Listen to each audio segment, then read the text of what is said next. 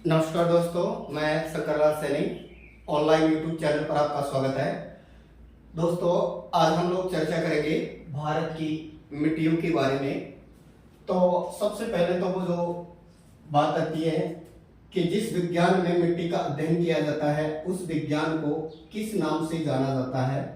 तो उस विज्ञान को पैडालॉजी या मृदा विज्ञान के नाम से जाना जाता है। विज्ञान की वह शाखा जिसमें मिट्टियों का अध्ययन किया जाता है उसे मृदा विज्ञान या पैडालॉजी के नाम से जाना जाता है। दोस्तों, मिट्टी के अंतर्गत है, ये कहें कि जो मिट्टी का जो निर्माण है, इस निर्माण की जो प्रक्रिया है इसमें करोड़ों वर्ष का समय लगता है। अर्थात मिट्टी के निर्माण में करोड़ों वर्ष का समय लगता है, तब जाकर मिट्टी का निर्माण होता है। सबसे पहले हम लोग बात करें कि जो मिट्टी की जो परिभाषा है, उस परिभाषा की अगर हम लोग बात करते हैं तो धरातल का ऊपरी भाग जिसका निर्माण चट्टानों के विखंडन से, सड़े गले जीव जंतुओं के अंश से और खनिज लवणों से मिलकर हुआ है, उसे ही मिट्टी कहा जाता है।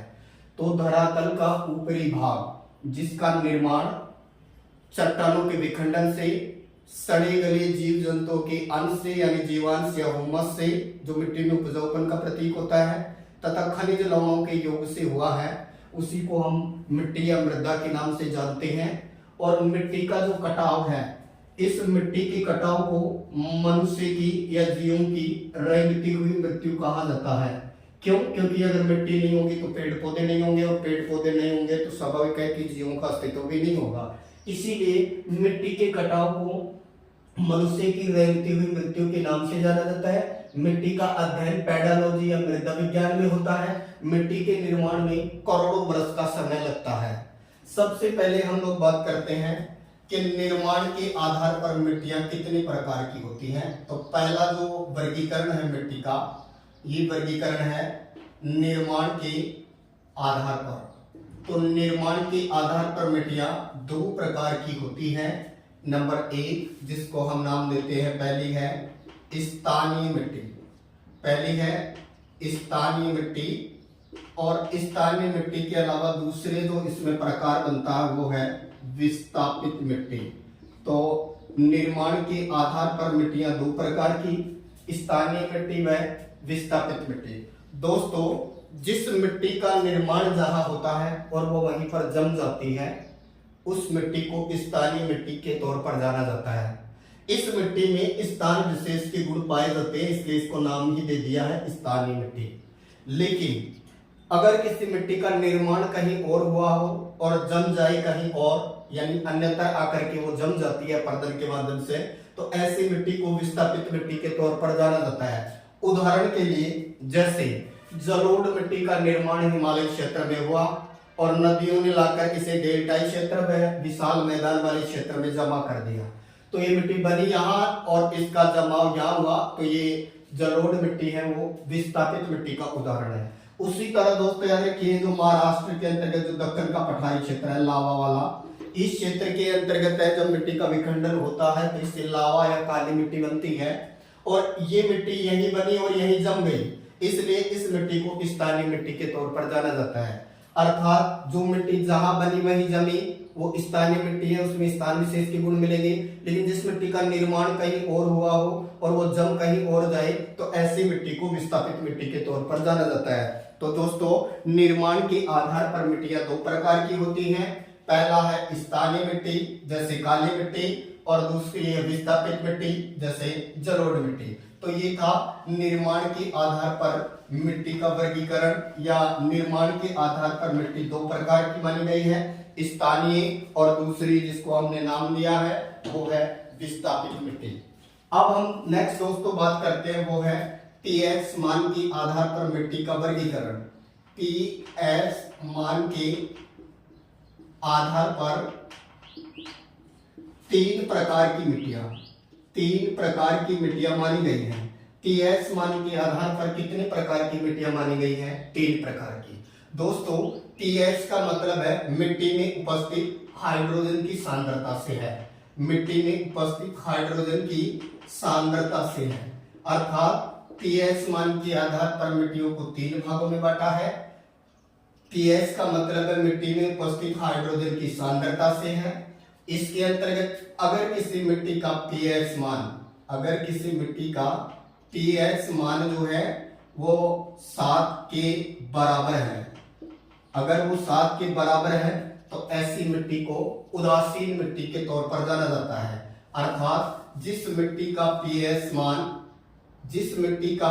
मान 7 से कम है उसे उदासीन मिट्टी के नाम से जाना जाता है। ये उपजाऊ होती है, इसमें किसी खाद की भी आवश्यकता नहीं होती है। लेकिन जिस मिट्टी का पीएच मान 7 से कम होता है ऐसी मिट्टी को अम्लीय मिट्टी के तौर पर जाना जाता है। जिस मिट्टी का पीएच मान 7 से क्या हो, कम हो तो वो अम्लीय है, और अगर किसी मिट्टी का पीएच मान 7 से ज्यादा है तो वो मिट्टी क्षारीय है।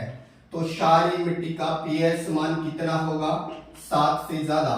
जबकि बात करें अम्लीय मिट्टी में पीएच मान कितना होगा, 7 से कम। अगर 7 के बराबर है तो वो मिट्टी उदासीन है और इसमें किसी खाद की आवश्यकता नहीं होती है और ये मिट्टी अपने आप में उपजाऊ होती है। जबकि अम्लीय मिट्टी में कैल्शियम पदार्थों की अधिकता होती है। अम्लीय मिट्टी में कैल्शियम पदार्थों की अधिकता होती है, इसलिए इस मिट्टी को उपजाऊ बनाने के लिए इसमें क्या क्या डाला जाता है, इसमें डालते हैं जिंक का चूर्ण डाला जाता है इसके अंतर्गत। इसके अलावा इसी में फास्फोरस भी डाला जाता है और फास्फोरस के अलावा इसमें चूना पत्थर का भी प्रयोग किया जाता है। चूना पत्थर, फास्फोरस और जिंक का चूर्ण डालने से अम्लीय मिट्टी क्या बन जाती है, उपजाऊ बन जाती है। जबकि क्षारीय मिट्टी में कार्बनिक पदार्थों की अधिकता होती है और इस क्षारीय मिट्टी को पीएच मान है इसका 7 से ज्यादा होता है। इसे उपजाऊ बनाने के लिए इसमें जिप्सम डाला जाता है। तो दोस्तों क्षारीय मिट्टी को उपजाऊ बनाने के लिए उसमें जिप्सम डाला जाता है। अम्लीय में जिंक का चूर्ण, फास्फोरस और चूना पत्थर का प्रयोग किया जाता है। जबकि उदासीन मिट्टी में कुछ डालने की आवश्यकता नहीं होती है, ये अपने आप में उपजाऊ है। तो पहला वर्गीकरण हमने पढ़ा मिट्टी का निर्माण के आधार पर, दूसरा वर्गीकरण पढ़ा हमने पीएच मान के आधार पर, और अब हम तीसरा वर्गीकरण करते हैं मिट्टी का, वो है कणों के आधार पर। तो याद रखिएगा कणों को आधार मानकर भी मिट्टियों का वर्गीकरण मिलता है और कणों के आधार पर मिट्टियों को वापस 3 भागों में डिवाइड किया जाता है। कणों के आधार पर मिट्टियों को कितने भागों में बांटा गया है, 3। आधार किसको लिया है, कणों के आधार पर। कणों के आधार पर 3 प्रकार की मिट्टियां मानी गई हैं। सबसे पहले हम लोग बात करते हैं जो सबसे मोटे कणों वाली है, यानी जो सबसे मोटे कणों वाली जो मिट्टी है, इस मिट्टी को बलुई के तौर पर जाना जाता है। बलुई, बालू, रेतीली, रेगिस्तानी, मरुस्थलीय मिट्टी के तौर पर जाना जाता है। इस मिट्टी के कण सबसे ज्यादा मोटे होते हैं और इसीलिए ये सबसे कम नमी को धारण कर सकती है। इसलिए याद रखिएगा जिस मिट्टी के कण मोटे होंगे वो उतनी ही कम नमी धारण करेगी और वो उतनी ही कम उपजाऊ भी होती है। तो सबसे मोटे कणों वाली बलुई मिट्टी है। इस मिट्टी के कण सबसे ज्यादा मोटे होते हैं और इसमें नमी बहुत कम होती है क्योंकि सूर्य की धूप गहराई तक चली जाती है और जल्दी जलवाष्प बनकर उड़ जाता है। इस मिट्टी का सर्वाधिक विस्तार अरावली की पश्चिम में है, मतलब थार का मरुस्थल जो है उसमें ये बलुई मिट्टी ही मिलती है। इसके अलावा बात करें दूसरा जो प्रकार है वो है मध्यम कणों वाली मिट्टी, अर्थात ऐसी मिट्टी जिसके कण न मोटे हैं न बारीक है, तो उसको बोलते हैं मध्यम कणों वाली। और मध्यम जो कणों वाली मिट्टी होती है इसी को कहा जाता है चीका या चिकनी मिट्टी। मध्यम कणों वाली मिट्टी को चीका या चिकनी के तौर पर जाना जाता है। इसका उदाहरण ले सकते हैं जैसे काली मिट्टी। तो काली मिट्टी मध्यम कणों वाली मिट्टी है और सबसे बारीक कणों वाली मिट्टी मानी जाती है काली मिट्टी, और इसको हम चीका या चिकनी के तौर पर जानते हैं। चीका या चिकनी के तौर पर जानते हैं तो याद रखिए सबसे बारीक कणों वाली मिट्टी को चीका या चिकनी कहते हैं, जैसे काली मिट्टी। अब आती है मध्यम कणों वाली, और मध्यम कणों वाली जो मिट्टी होती है, मध्यम कणों वाली या मध्यम कणों के आकार वाली, तो इस मिट्टी के कण न तो मोटे होते हैं न बारीक होते हैं, तो मध्यम आकार के होते हैं और इसी को नाम दिया जाता है दोमट मिट्टी। और दोमट मिट्टी का ही एक उदाहरण है आपकी जलोढ़ मिट्टी। तो जलोढ़ मिट्टी किस प्रकार की मिट्टी का उदाहरण है? दोमट मिट्टी का। याद रखिएगा, जिस मिट्टी के कण सबसे बारीक है उसे चीका या चिकनी कहते हैं। जिस मिट्टी के कण मध्यम आकार के होते हैं उसे दोमट मिट्टी के तौर पर जानते हैं, और जिस मिट्टी के कण सबसे ज्यादा मोटे होते हैं उसे बलुई मिट्टी के तौर पर जानते हैं। दोस्तों, सबसे मोटे कणों वाली बलुई है, सबसे बारीक कणों वाली चीका या चिकनी है, और मध्यम आकार के कणों वाली दोमट मिट्टी है। तो सबसे कम नमी धारण करेगी वो बलुई, इससे ज्यादा नमी धारण करेगी जलोढ़ या दोमट, और सबसे ज्यादा नमी धारण करेगी चीका या चिकनी, क्योंकि इसके कण सबसे बारीक होते हैं, इसलिए लंबे समय तक ये नमी रखती है। इसलिए याद रखिएगा, काली मिट्टी में सर्वाधिक नमी धारण की क्षमता क्यों होती है? इसका रीजन ये है कि काली मिट्टी, ये बोल सकते हैं, सबसे बारीक कणों वाली मिट्टी मानी जाती है, इसलिए इस मिट्टी के अंतर्गत सबसे ज्यादा नमी धारण की क्षमता होती है। इसीलिए शुष्क कृषि के लिए सबसे बेस्ट प्रकार की मिट्टी मानी जाती है ये काली मिट्टी। वैसे काली मिट्टी को काली कपासी के तौर पर जाना जाता है, क्योंकि ये कपास के लिए महत्वपूर्ण है। तो याद रखिएगा, काली मिट्टी कपास के लिए महत्वपूर्ण है, और काली मिट्टी का सर्वाधिक विस्तार जो है ये दक्कन का पठार यानी महाराष्ट्र वाला एरिया है। इसके अलावा दोस्तों, हमने पहला वर्गीकरण पढ़ा निर्माण के आधार पर मिट्टियों का प्रकार, दूसरा वर्गीकरण पढ़ा हमने पीएच मान के आधार पर मिट्टियों का वर्गीकरण, तीसरा प्रकार हमने मिट्टियों का पढ़ा वो पढ़ा था कि कणों के आधार पर मिट्टियों का प्रकार। अब हम बात करते हैं जो भारतीय जो कृषि विभाग है, इस भारतीय कृषि विभाग ने भी भारत की मिट्टियों को 8 भागों में डिवाइड किया है। अब ये जो 8 प्रकार जो कृषि विभाग ने बताए हैं उनकी बात करेंगे। तो सबसे पहले बात करेंगे जलोढ़ मिट्टी। दोस्तों, भारत के सर्वाधिक भूभाग पर ये मिट्टी मिलती है, जलोढ़ मिट्टी। ये सबसे ज्यादा उपजाऊ के तौर पर जानी जाती है। जलोढ़ मिट्टी का सर्वाधिक विस्तार है उत्तर का विशाल मैदान वाला क्षेत्र। इस उत्तर के विशाल मैदानी क्षेत्र के अंतर्गत है ये जलोढ़ मिट्टी का सर्वाधिक विस्तार है। इसके अलावा याद रखिए, जैसे गोदावरी है, कृष्णा है, कावेरी है, जो नदियों का जो डेल्टाई क्षेत्र है, नदियों के डेल्टाई क्षेत्र में भी इस मिट्टी का विस्तार है। जलोढ़ मिट्टी भारत में सर्वाधिक इसी मिट्टी का विस्तार है। इस मिट्टी का सर्वाधिक विस्तार है वो उत्तर के विशाल मैदान के अंतर्गत है। इसके अलावा नदी घाटियों के डेल्टाई प्रदेश में भी ये मिट्टी मिलती है। दोस्तों, जलोढ़ मिट्टी उपजाऊ होती है। इसके अलावा दूसरा जो प्रकार है वो है काली मिट्टी। काली मिट्टी का काला जो रंग होता है ये टिटेनिफेरस लोहा अयस्क के कारण होता है। टिटेनिफेरस लोहा अयस्क के कारण इस मिट्टी का रंग कैसा होता है? काला होता है। इसे काली कपासी के तौर पर जाना जाता है। इसे तेलुगु भाषा में रेगुड़ मिट्टी बोलते हैं। इसका अर्थ ही काली कपासी होती है, अर्थात रेगुड़ का अर्थ होता है काली कपासी मिट्टी, अर्थात ये कपास के लिए महत्वपूर्ण है, जिसको स्थानीय भाषा में बढ़िया के तौर पर जाना जाता है। बढ़िया फसल भी बोलते हैं, कपास को नगदी फसल है, उसके लिए ये महत्वपूर्ण है काली मिट्टी। और काली मिट्टी का सर्वाधिक विस्तार जो है वो है दक्कन का पठारी क्षेत्र यानी महाराष्ट्र वाला एरिया। तीसरा जो प्रकार है वो है लाल मिट्टी।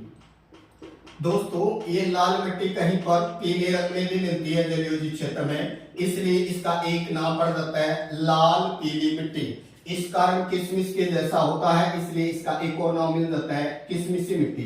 किशमिशी मिट्टी, ये मिट्टी अधिक उपजाऊ नहीं होती है और लोहे ऑक्साइड के कारण, आयरन ऑक्साइड इसको नाम देते हैं लोहे ऑक्साइड, लोहे ऑक्साइड के कारण इस मिट्टी का रंग कैसा होता है? लाल होता है। और लाल मिट्टी जो है मक्का और ज्वार के लिए जानी जाती है। इसके नेक्स्ट चलते हैं दोस्तों, अगला चौथा जो प्रकार मिट्टी का मिलेगा हमें वो है बलुई मिट्टी, जो सबसे मोटे कणों वाली होती है। और बलुई मिट्टी का जो विस्तार है पंजाब, हरियाणा, राजस्थान में उत्तरी गुजरात में है, लेकिन बलुई मिट्टी का सर्वाधिक विस्तार है अरावली के पश्चिम में, बोले तो थार के मरुस्थल में। तो चौथा जो मिट्टी का प्रकार हुआ वो हो गई बलुई, बालू, रेतीली या मरुस्थली मिट्टी। इसके कण सबसे ज्यादा मोटे होंगे। इस मिट्टी में उगने वाली वनस्पति को मरुद्भिद या जीरोफाइट के तौर पर जाना जाता है।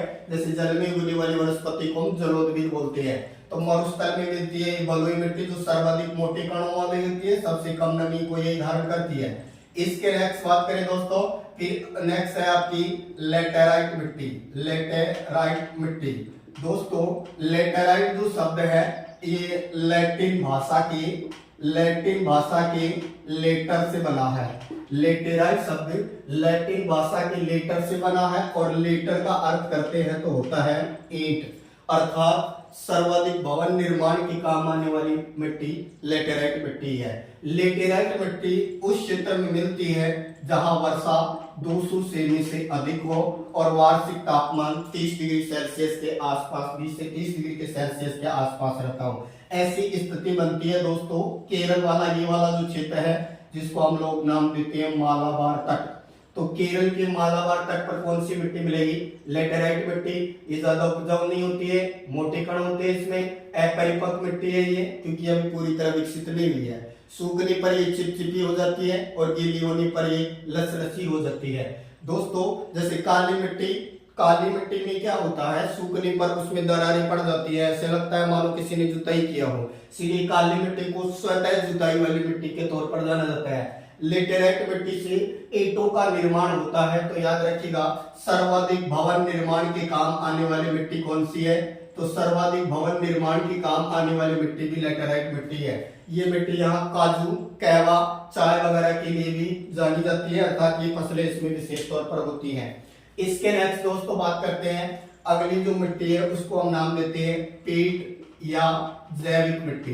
पीट या जैविक मिट्टी, इसके अंतर्गत हुमस की अधिकता होती है।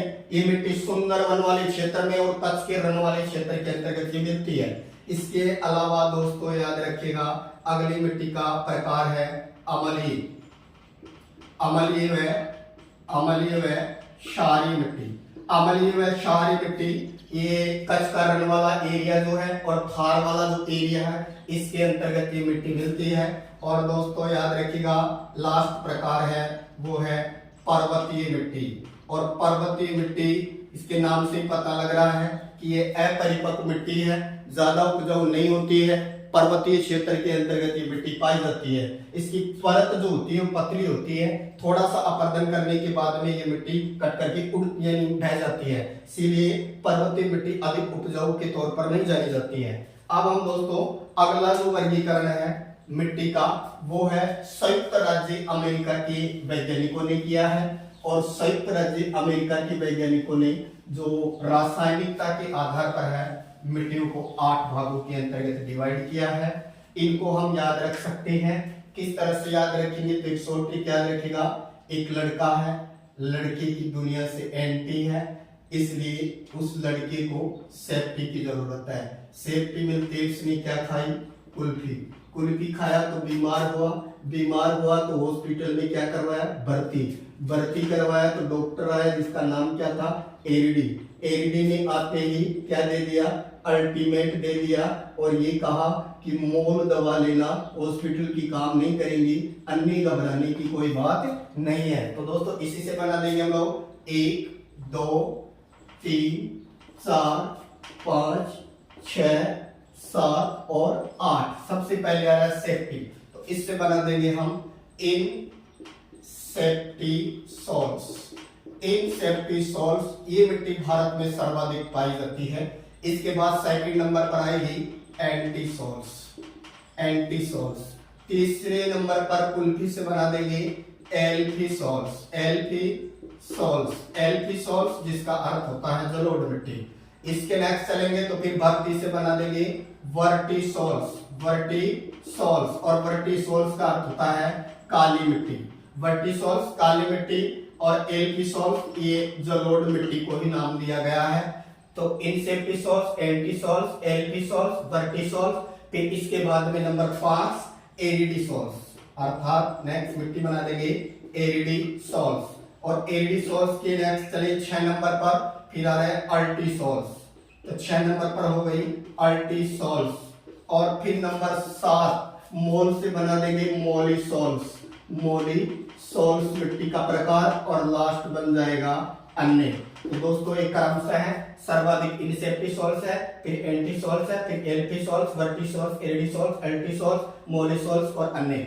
ये सर्वाधिक पाई जाती है, भारत के अंतर्गत है। इनसेप्टी सॉल्ट्स मिट्टी है, ये सर्वाधिक पाई जाती है। तो रासायनिकता के आधार पर संयुक्त राज्य अमेरिका के विद्वानों ने भारतीय मिट्टियों को 8 भागों में डिवाइड किया है। Inceptisols, entisols, alfisols, vertisols, aridisols, ultisols, mollisols व अन्य। इनको याद रखने के लिए हम ट्रिक ले सकते हैं। लड़का है, लड़के की दुनिया से एंटी है, इसलिए इसको क्या चाहिए? सेफ्टी। सेफ्टी मिलती है, इसने क्या खाई, कुल्फी। दिसंबर था, बीमार हुआ तो क्या करवाया, भर्ती करवाया तो डॉक्टर है जिसका नाम एरडी ने आते ही क्या दे दिया, अल्टीमेट दिया। और क्या कहा, मूल दवा लानी है, हॉस्पिटल की काम नहीं करेगी, याद रखने के लिए। तो इस तरह से हम इनका क्रम भी याद रख सकते हैं। दोस्तों, भारतीय मिट्टियों में नाइट्रोजन व फास्फोरस व हुमस की मात्रा की हमेशा कमी मानी जाती है और मिट्टी का जो कटा होता है उसको मानव की रेंगती मृत्यु के तौर पर जाना जाता है। तो दोस्तों, चैनल को लाइक करें, अधिक से अधिक सब्सक्राइब करें। Thank you.